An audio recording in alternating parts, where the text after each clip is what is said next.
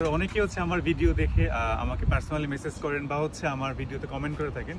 তো দেখা যাচ্ছে সবগুলিকে আসলে একসাথে উত্তর দেওয়া সম্ভব না।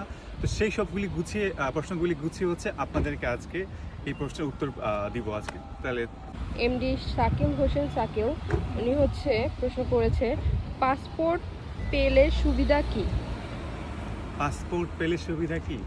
পাসপোর্ট পেলে আপনি হচ্ছে এই দেশের নাগরিক হয়ে যাবেন, আর এই দেশের নাগরিক হিসেবে আপনি যে সুবিধাগুলি পাওয়া সেগুলি পাবেন। আর পাসপোর্ট না হলে আপনি এই দেশের নাগরিক না, সুবিধাগুলি পাবেন না। এখন কত হচ্ছে নাগরিকের সুবিধা কি?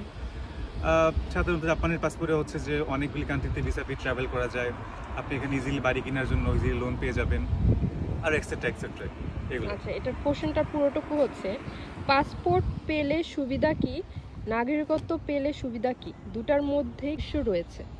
আচ্ছা আমি বলি, পাসপোর্ট আর নাগরিকত্ব দুইটা ভাই একই জিনিস। যে নাগরিক আসলে সেই পাসপোর্টটা পাবে, এটা নিয়ে আমার সাথে একটা ভিডিও আছে। আপনি যেমন হচ্ছে বাংলাদেশের